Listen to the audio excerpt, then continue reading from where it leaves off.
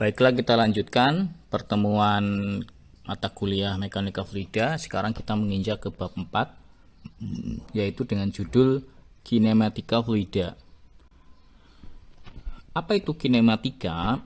Kinematika itu adalah ilmu yang mempelajari gerakan partikel dalam zat cair tanpa memperhatikan gaya yang menyebabkan gerak tersebut. Jadi sekali lagi, ini ilmu yang mempelajari gerakan satu partikel dalam zat cair. Dalam kinematika fluida, kecepatan pada setiap titik di dalam fluida dan alirannya diukur setiap saat. Karena gerakan partikel dalam zat cair sulit diamati, kecepatan pada suatu titik diukur sebagai fungsi waktu untuk menentukan gerakan partikel tersebut. Jadi di sini informasi tentang kecepatan pada suatu titik dapat memberikan distribusi tekanan dan gaya yang bekerja pada zat cair tersebut. Dalam aliran zat cair, gerakan suatu partikel sulit diamati, sehingga kecepatan terhadap suatu titik digunakan sebagai fungsi untuk menggambarkan gerakan partikel tersebut.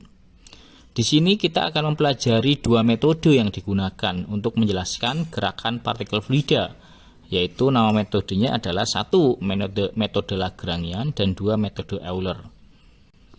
Kita masuk ke bagian A, deskripsi apa itu metode Lagrangian dan apa itu metode Eulerian.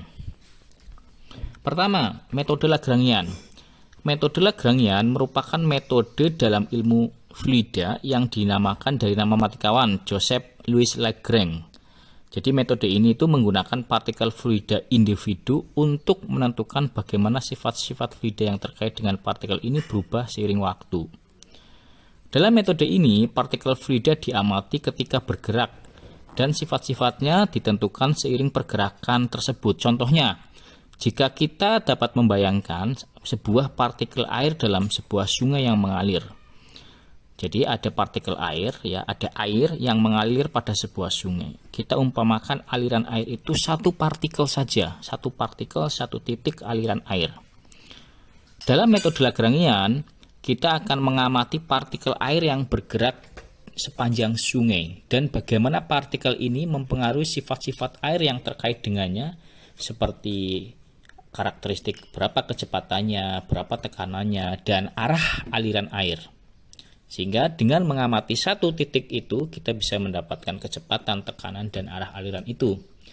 Dalam metode Lagrangian, partikel fluida air tersebut dianggap sebagai benda yang terpisah satu sama lain dan dipantau seiring waktu. Oleh karena itu, metode ini sangat berguna dalam mempelajari perilaku fluida yang lebih kompleks lagi. Seperti dalam pembuatan model untuk aliran fluida dalam mesin pembakaran atau simulasi aliran fluida pada sayap pesawat terbang. Itu juga kita bisa memakai metode Lagrangian. Dengan menggunakan metode Lagrangian, kita dapat mempelajari dengan lebih detail sifat-sifat fluida pada level partikel individu dan membuat prediksi yang lebih akurat tentang perilaku fluida dalam berbagai situasi. Jadi memprediksikan partikel fluida untuk memprediksikan yang lebih lanjut lagi, lebih akurat lagi dalam berbagai situasi. Oke, kemudian Anda lihat gambar 4.1 itu contoh metode Lagrangian. Kita mengamati satu titik yang berwarna merah itu dalam posisi berjalan kiri, kemudian menengah, kemudian sebelah kanan. Kita tidak mengamati partikel-partikel lainnya, hanya titik partikel itu aja. Kemudian yang kedua adalah metode Eulerian. Metode Eulerian dinamai dari seorang ahli matematika Swiss bernama Leonhard Euler. Metode ini menggunakan konsep medan fluida sebagai fungsi koordinat ruangan. Jadi medan fluida itu tidak berdiri sendiri seperti Lagrangian, tapi dia fungsi dari koordinat ruang. Dalam metode ini, gerakan fluida dijelaskan dengan menggambarkan sifat-sifat yang diperlukan, seperti tekanan, densitas, kecepatan, dan sebagainya, sebagai fungsi dari waktu dan posisi dalam ruang. Jadi ada dua fungsi waktu dan posisi dalam ruang. Dengan metode Eulerian, kita dapat memperoleh informasi tentang aliran fluida pada titik-titik yang tetap di dalam ruang ketika fluida mengalir melalui titik-titik tersebut. Jadi metode ini sangat berguna dalam mempelajari aliran fluida yang kompleks dan membantu kita memahami perilaku fluida secara menyeluruh karena dia bergantung pada ruang dan partikel lainnya. Sebagai contoh ya, kita dapat membayangkan medan fluida sebagai wilayah dalam ruang yang diisi dengan partikel fluida. Dengan metode Eulerian, kita akan memperhatikan bagaimana partikel fluida ini bergerak di dalam medan fluida dan bagaimana sifat-sifat seperti tekanan, kecepatan, dan sebagainya berubah seiring waktu. Dengan menggunakan metode Eulerian ini, kita dapat memprediksikan tentang aliran fluida pada suatu titik tertentu dalam medan fluida itu, ya. Kita dapat memprediksikan karakteristik ya, kecepatan, tekanan, dan juga membantu kita dalam perancangan berbagai sistem yang melibatkan aliran fluida seperti sistem pendinginan atau sistem pembakaran. Gambar metode Euler ada di 4.2. Jadi partikel fluida dalam tanda merah itu terkait dengan ruang waktu keseluruhan partikel fluida lainnya yang ada di ruang tersebut. Beda dengan Lagrangian, dia hanya mengamati satu itu dan tidak memperhatikan yang lainnya. Itulah perbedaannya. Nah, kalau kita masih bingung ya, ini adalah contoh penerapan kedua metode pada pengukuran arus sungai. Misalnya Anda mau mengukur arus sungai pakai metode Lagrangian bagaimana dan pakai metode Eulerian bagaimana. Kalau kita ingin mengukur aliran sungai dengan menggunakan metode Lagrangian, kita memasukkan tracer. Tracer itu alat ukur ke dalam arus sungai dan mengamati pergerakan tracer tersebut. Ya kan? Tracer yang digunakan biasanya berupa butiran pewarna atau bola kecil yang diikatkan pada kabel dan dilemparkan ke dalam aliran sungai. Kemudian kita akan mengamati gerakan bola yang kita masukkan ke tracer itu, gerakan bola atau pewarnanya dengan kamera, dan mengukur kecepatan gerakan bola atau pewarna tersebut. Jadi kita konsentrasi ke bola, tracer, dan pewarna tersebut. Dengan menggunakan metode Lagrangian ya, kita dapat memperkirakan kecepatan aliran sungai pada lokasi yang spesifik. Kita dapat menentukan, tadi kan sudah diukur dengan bola, dengan pewarna kan, kecepatannya berapa, kita akan mendapatkan data itu. Dan kita juga bisa mempelajari bagaimana arus sungai mempengaruhi lingkungan di sekitarnya, seperti pergerakan sedimen dan vegetasi di sekitar sungai. Jadi selain kita mengamati titik yang kita amati yaitu bola itu, kita juga mengamati sekitarnya. Oke ya, itu adalah salah satu contoh bagaimana metode Lagrangian diterapkan. Kemudian bagaimana kalau kita menggunakan metode Eulerian untuk mengukur arus sungai? Ya seperti ini. Dalam metode Eulerian, kita akan memasang alat pengukur kecepatan arus sungai yang diletakkan pada titik-titik di dalam aliran sungai. Ada beberapa titik-titik. Alat ini akan mengukur kecepatan dan arah aliran sungai pada titik yang tetap tersebut. Dengan menggunakan metode ini, kita dapat memperkirakan kecepatan aliran sungai secara keseluruhan. Jadi titiknya banyak di suatu titik tertentu dalam waktu tertentu. Hal ini memungkinkan kita untuk mempelajari bagaimana aliran sungai berubah seiring waktu dan bagaimana aliran sungai mempengaruhi lingkungan di sekitarnya. Dalam mempelajari arus sungai itu, kedua metode ini dapat digunakan secara bersamaan untuk memperoleh informasi yang lebih lengkap. Metode Lagrangian dapat memberikan informasi mengenai kecepatan aliran di lokasi tertentu, sedangkan metode Eulerian dapat memberikan informasi mengenai kecepatan aliran sungai secara keseluruhan di titik tertentu. Dengan cara ini kita dapat memahami dengan lebih baik bagaimana aliran sungai mempengaruhi lingkungan sekitarnya, dan kita dapat memprediksi perubahan lingkungan yang terjadi di masa depan dengan data-data karakteristik itu. Beberapa variabel yang sering digunakan dalam mekanika fluida yaitu variabelnya ya variabel yang pengaruh dengan Eulerian dan Lagrangian itu juga, itu yang sering berpengaruh yaitu medan tekanan ya, karena kita mencari data tekanan, kemudian medan kecepatan, dan kemudian medan percepatan.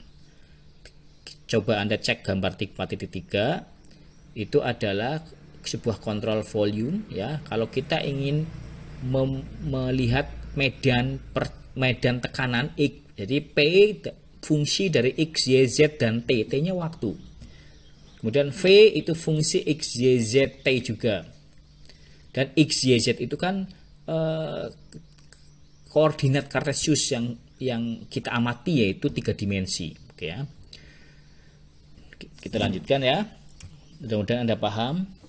Dalam mekanika fluida, beberapa variabel yang sering digunakan untuk menggambarkan aliran fluida seperti medan tekanan, medan kecepatan, dan medan percepatan ya sudah kita bahas. Kita akan bahas satu-satu terkait dengan medan-medan itu. Pertama adalah medan tekanan. P sama dengan X, Y, Z, T. P sama dengan X, Y, Z, T. Anda cek persamaan 4.1.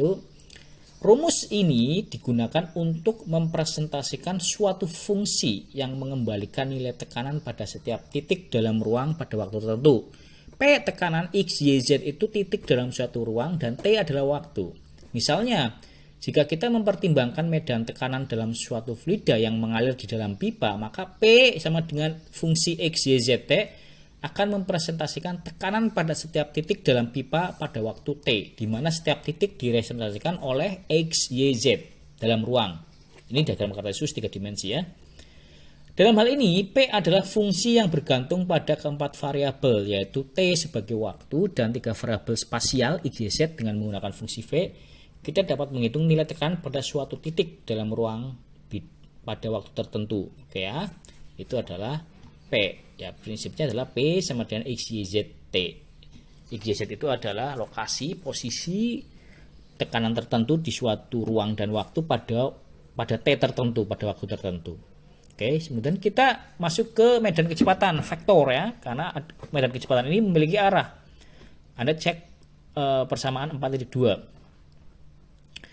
Kita dapat menggunakan rumus V diagram medan kecepatan untuk memodelkan aliran fluida dalam suatu pipa. Misalnya ya, dalam hal ini V vektor akan mempresentasikan kecepatan aliran fluida pada setiap titik dalam pipa pada waktu tertentu. Jadi mempresentasikan V-nya kecepatan dalam suatu titik X, Y, Z pada waktu tertentu.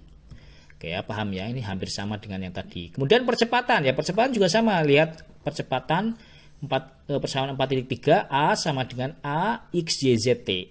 Kita dapat menggunakan rumus ini untuk memodelkan gerakan benda pada suatu medan gravitasi. Dalam hal ini, A akan mempresentasikan percepatan benda pada setiap titik dalam ruang dan waktu. Fungsi A akan mempresentasikan percepatannya. Secara kolektif, variabel medan tersebut akan menentukan medan aliran. Bidang percepatan persamaan medan kecepatan dapat diperluas dalam koordinat Kartesian IJK. IJK itu sama dengan X, Y, Z juga, tapi ini Kartesian. Dalam koordinat Kartesian simbolnya I. IJK vektor ya, dia memiliki arah. Ini sering digunakan untuk mempresentasikan arah atau vektor pada masing-masing sumbu. Simbol I mempresentasikan arah sumbu X, simbol J itu mempresentasikan arah sumbu Y, dan K mempresentasikan arah pada sumbu Z. Bedanya ketika kita menggunakan X, Y, Z itu bukan vektor, tapi IJK itu vektor karena dia memiliki arah. Oke ya. Oke, kemudian kita lanjutkan langsung saja ya. Anda bisa baca buku lengkapnya yang sudah saya tulis terkait dengan medan-medan ini. Kita lebih detail lagi ya terkait dengan medan kecepatan. Hukum dasar kekekalan seperti kekekalan massa dan hukum pertama termodinamika menyatakan bahwa sistem tetap disebut sebagai sistem tertutup. Namun ketika melakukan analisis pada volume kontrol atau sistem terbuka, kita akan lebih nyaman untuk menuliskan ulang hukum dasar tersebut ke dalam bentuk yang berlaku untuk volume atur. Analogi ini mirip dengan perbedaan antara deskripsi Lagrangian dan Euler dalam dinamika fluida. Dalam persamaan gerak untuk aliran fluida seperti hukum kedua Newton ditulis untuk partikel fluida atau partikel material. Jika kita mengikuti pergerakan partikel tertentu ya di dalam material, maka deskripsi Lagrangian dan dapat digunakan dan persamaan gerak dapat langsung diterapkan. Misalnya, kita dapat mendefinisikan posisi partikel dalam ruang sebagai vektor posisi material. X partikel itu Y partikel dan Z partikel. Ini posisinya. Namun untuk mengubah persamaan gerak menjadi bentuk yang dapat diterapkan pada deskripsi Euler, beberapa manipulasi matematik diperlukan. Sebagai contoh, kita dapat mempertimbangkan hukum kedua Newton yang diterapkan pada partikel fluida kita. Anda lihat gambar 45, hukum kedua Newton yang diterapkan pada partikel fluida.